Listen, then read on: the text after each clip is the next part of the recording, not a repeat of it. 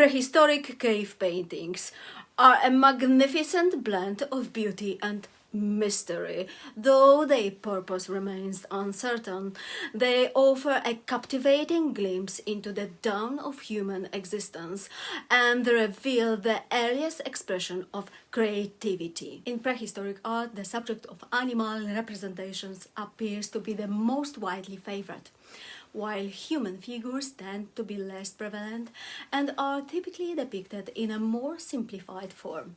There is a notable abundance of abstract symbols, though their meanings can be quite challenging to decipher.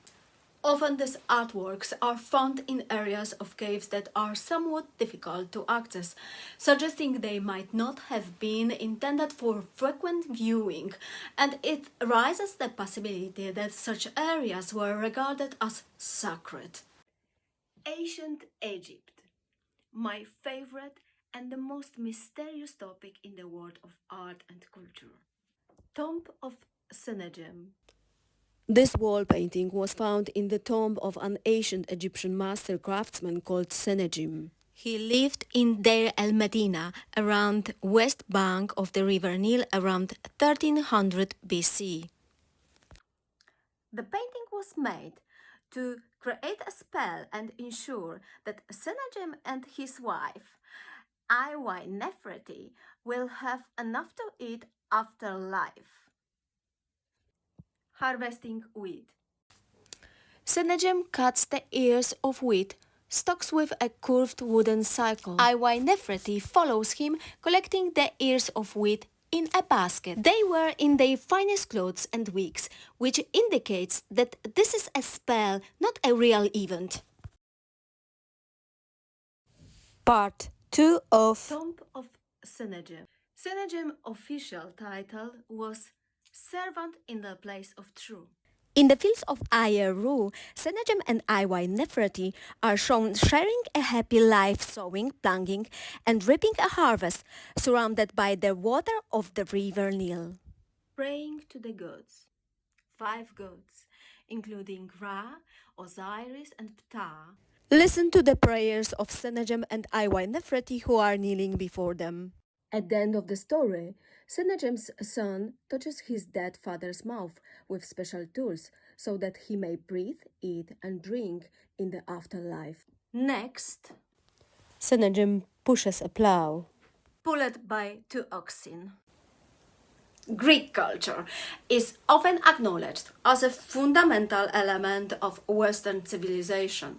Drawing inspiration from the remarkable achievements of the Minoans on Crete, Greek sculptors aspired to and largely succeeded in establishing a harmonious balance of beauty, proportion, and aesthetic appeal. Greek masterpieces captured not just physical perfection, but also the essence of their subjects, embodying elegance and grace in every chiseled detail. Through their artistry, they created works that resonate across time, profoundly influencing the aesthetic principles of the Western world.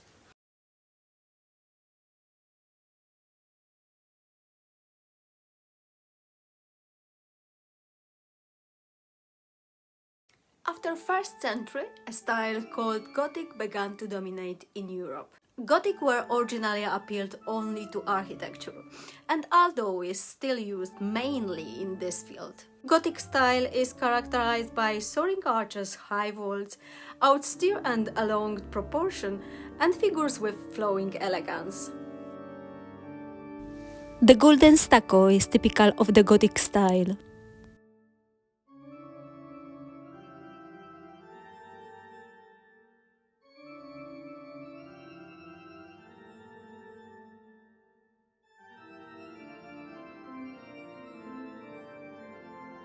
The term Gothic was first coined by Italian writers in the later Renaissance period, late 15th to early 17th century.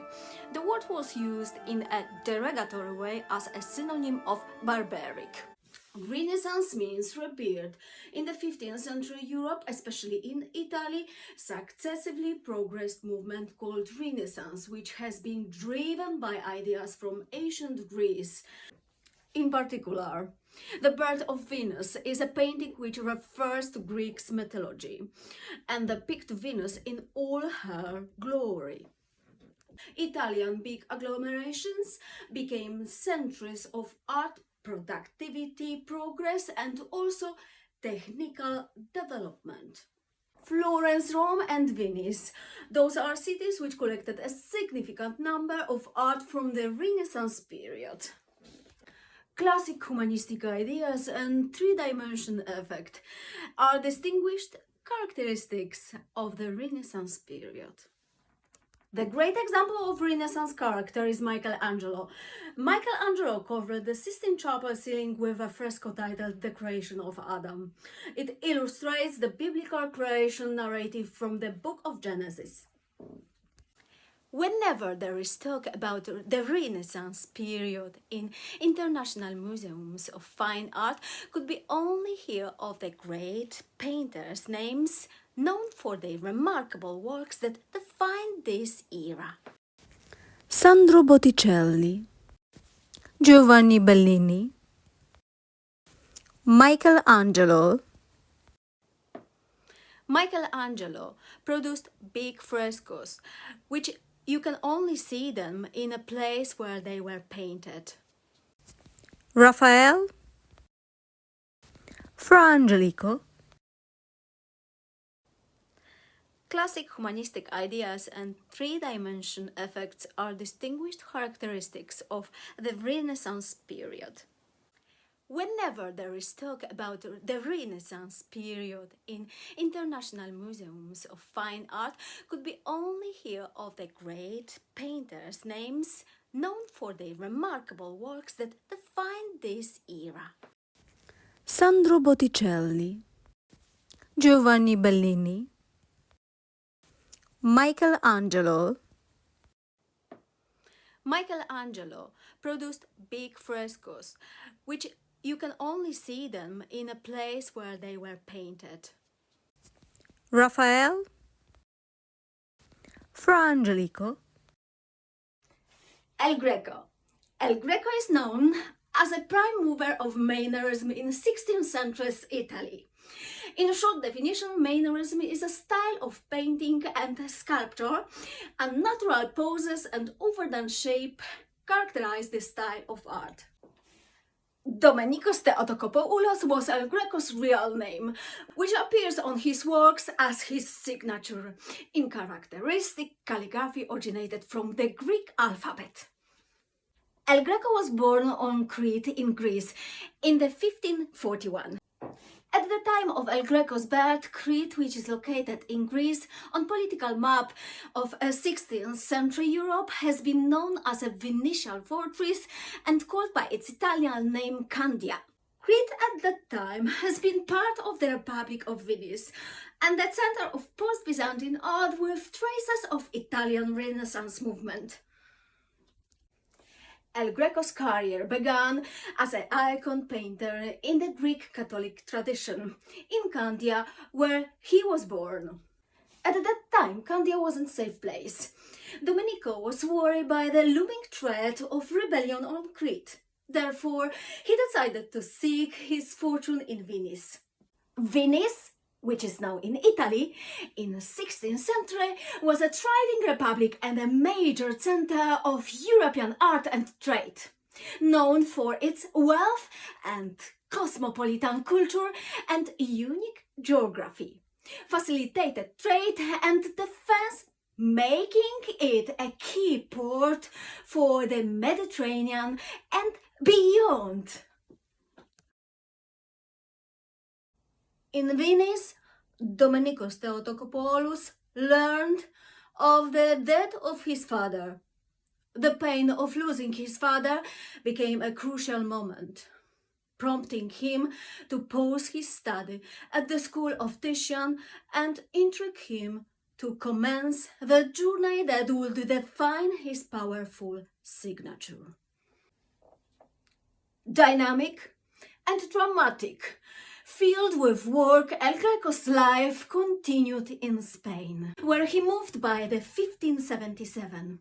Toledo city, which he chose to settle, became his home.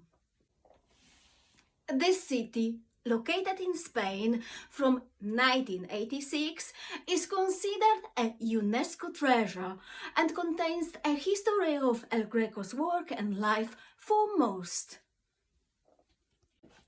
The good way to present El Greco's the most recognizable work would be the chronological timeline. Domenico Theotokopoulos' history, full of adventure, passion for life and paintings, was continuously changing during his lifetime journey, except his art style, which stood the same for decades. Healing of the Man Born Blind, painted between 1567 and 1573 during El Greco's stay in Venice. This painting is accenting influence of Venetian painters on El Greco's work, like Tintoretto, Titian and Veronese. El Greco on Canva depicted healing by Jesus of the man who was born blind. It marks his first use of a space manifested by perspective, abandoning the Byzantine style in which he had been trained. The power and divinity of God are significant ideograms in Theotokopoulos' work of art.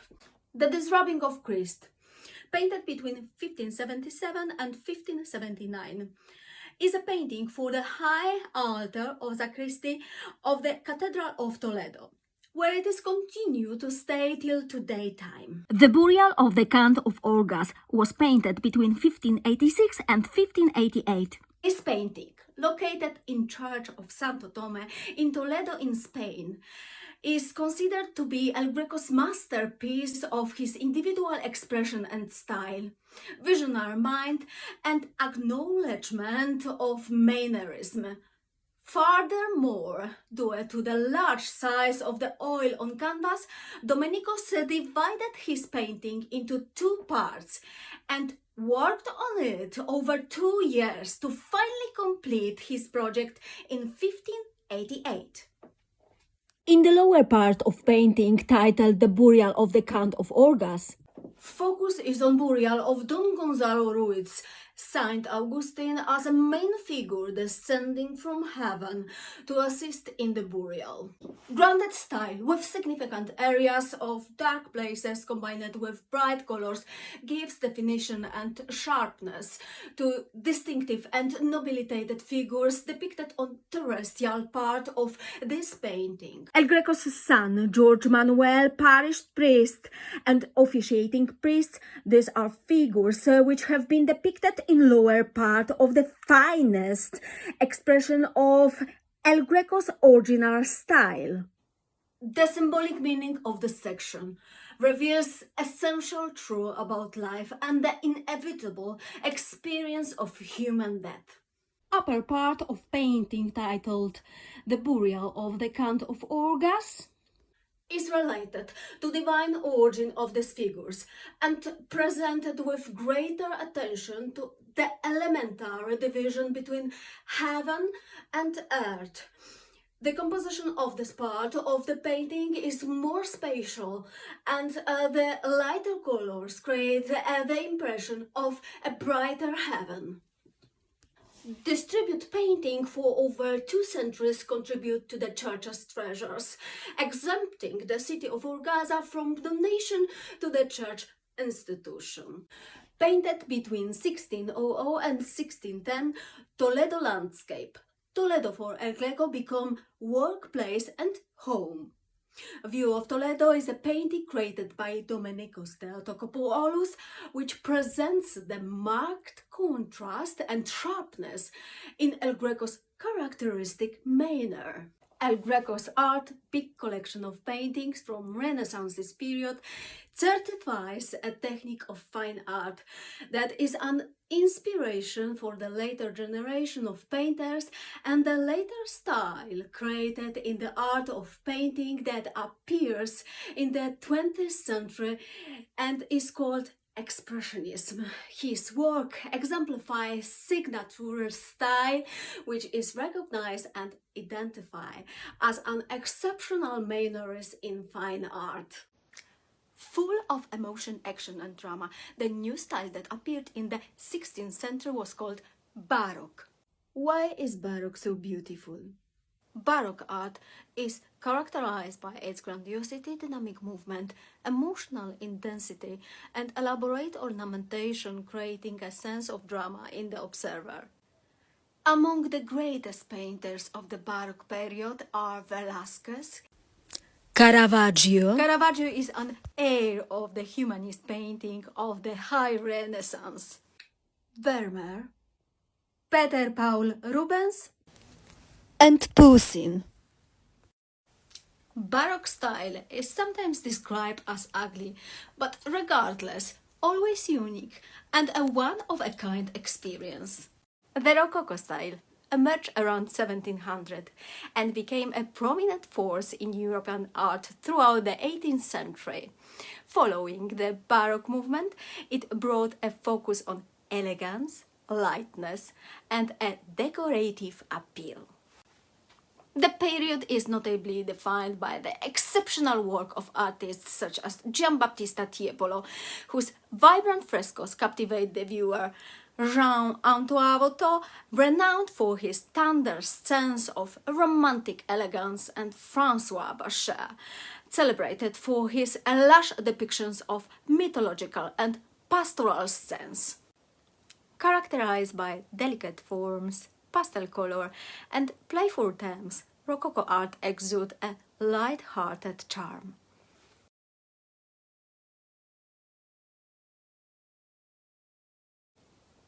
Neoclassicism emerged as the prevailing artistic style during the late 18th and early 19th centuries.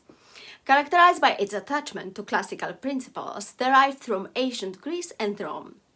In its most authentic expression, neoclassical art embodies a sense of severity and moral seriousness. Neoclassical style reveals a rich tapestry of intimate and decorative elements.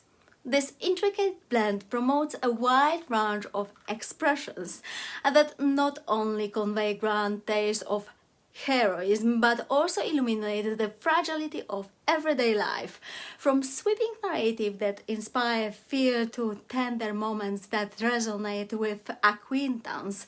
The style captures the full spectrum of human experience in all its complexity. In America, in the late 1700s, British colonialists from Boston, Philadelphia to Charleston, South, appointed requirements for a new market in art and design that visually preserved their family histories and asserted their social and political standards. During the colonial era, certain artists, such as Benjamin West and John Copley, introduced a decorative and luxurious style to colonial countries. This shift occurred during a period when intense market competition in the art world arose.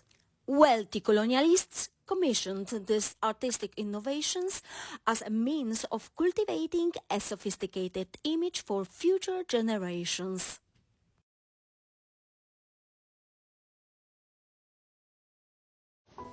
The Romantic movement blossomed towards the end of the 18th century, aimed at a backdrop of significant societal upheaval and transformation.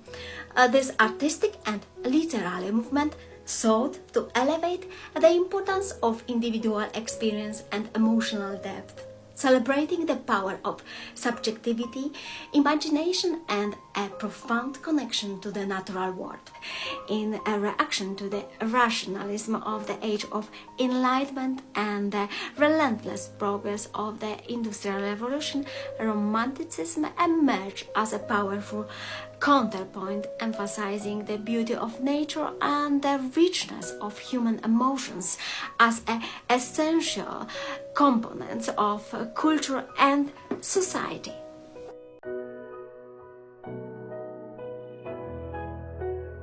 Realism is a movement that primarily emerged in mid-19th century Europe, practically in France, as a reaction against the established academic art that favored historical and mythological subjects. Realism in the arts is the powerful commitment to accurately represent subject matter authentically, steering clear of artificiality and steering away from speculative or supernatural elements. Spearheaded by Gustave Courbet and Jean-François Millet, it signalized a definitive break from the artistic tradition of the past.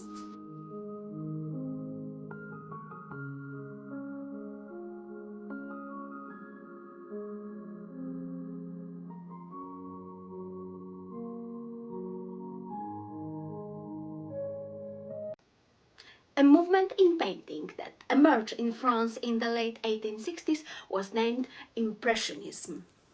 The seeds of Impressionism were sown in Paris. Monet, Pissarro, and Cézanne all attended the informal painting session at the Académie Suisse, while Renoir, Sisley, Monet, and Bazille became friends at Charles Claire's studio. The Impressionists artists preferred to paint in plein air, allowing them to engage directly with their surroundings rather than relying solely on studio sketches. They usually used vibrant colors and bold strokes to convey the essence of everyday life and focus on impression. This innovative approach ultimately paved the way for the movement that would be recognized.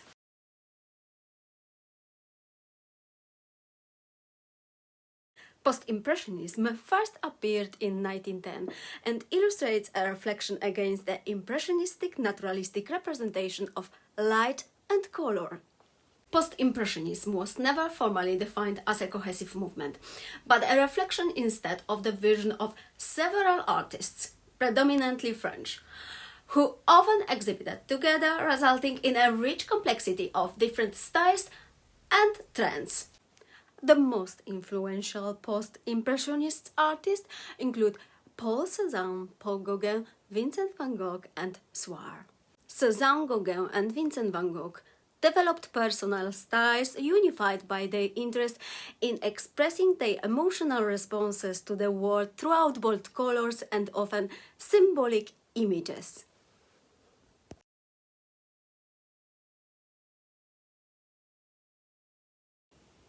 A poetic, mysterious art style that appeared in the late 19th century as a reaction to realism and impressionism is called symbolism.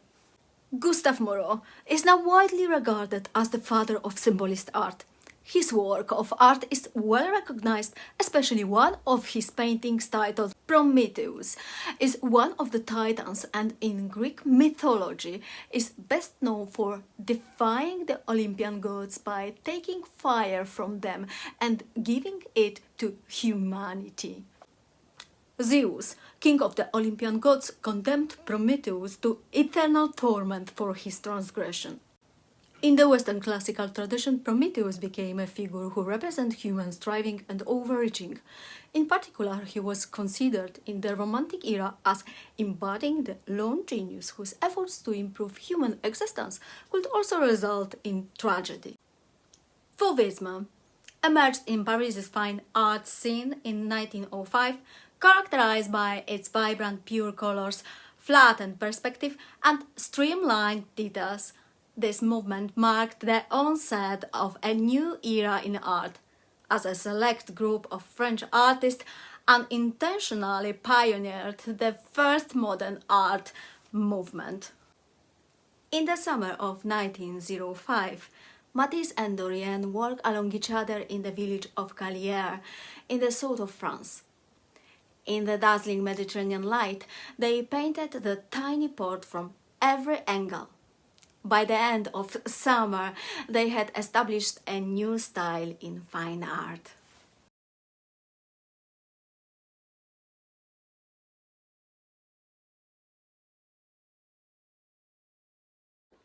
The Sunflowers of Vincent van Gogh, The Scream of Edvard Munch, Siesta of Paul Gauguin, and many more paintings represent Expressionism in fine art. Expressionism is an artistic style that started in Germany in the beginning of 20th century. This movement included artists who showed strong emotions in their paintings, often using destroyed shapes. The Expressionists expressed themselves in very bright and contrasting colors. The painting technique of the expressive period was based on strong and clear brushstrokes. The aim of the Expressionists was to free themselves from everything that reality imposes on them and to reconstruct it according to their feelings, which is why the subject matter of Expressionism is practically unnamed. Apples, peaches, pears and grapes were painted in 1880 by Paul Cézanne. A composition of a group of objects, such as a bowl of fruit, is called a still life. Cézanne had a profound impact on the work of numerous other artists. Paul Cézanne captured beautifully on canvas size 65 by 81 centimeters, dated between 1888-90, still life with basket. A basket overflowing with fruit has been carefully arranged on the table with a white cloth and 3 different pots. His innovative approach to composition and volume significantly contributes to the development of Cubism and abstract art.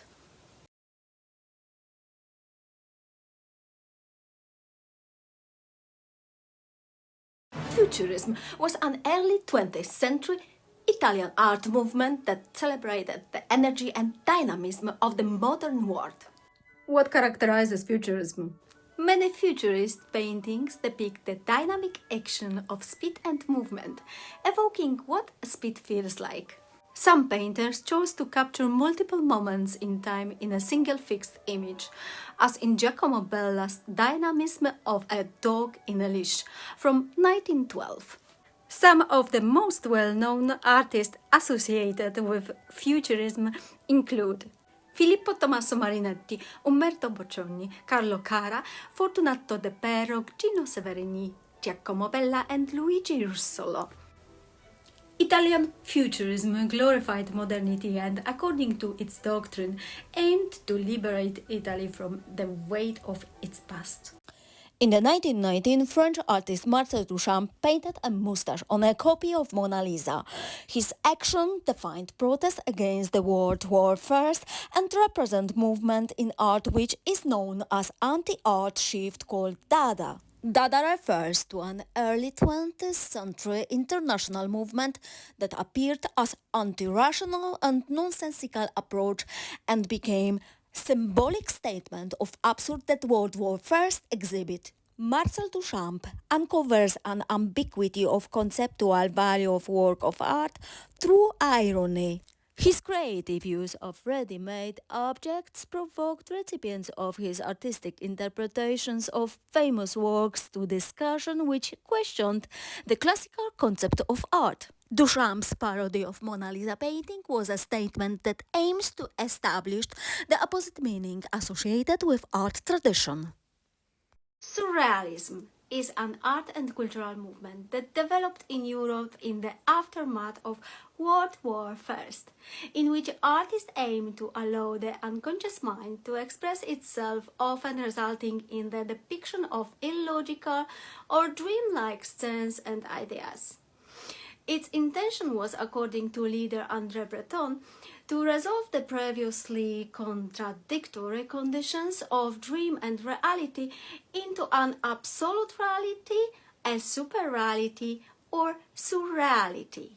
In the Surrealist movement, the artists find magic in the strange beauty, in the unexpected and the uncanny, the disregarded and the unconventional.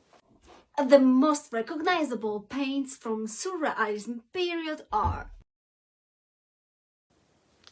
Abstract Expressionism has been raised in the post-war America generation of abstract artists who started to embrace innovative techniques in a more objective style which exceeded beyond the classical of commonly used painter gesture. Their work, often grand in scale, stands as a testament to non-representational art marked by a clarity of composition and vibrant color. Abstract Expressionism flourished in the 1940s and 1950s in New York.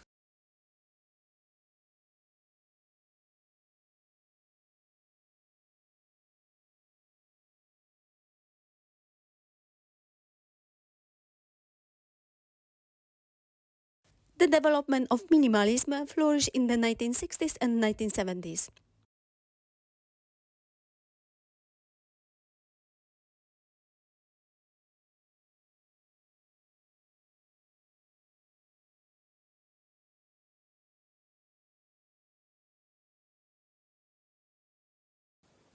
Throughout history, women artists have faced significant challenges in gaining recognition within the art world.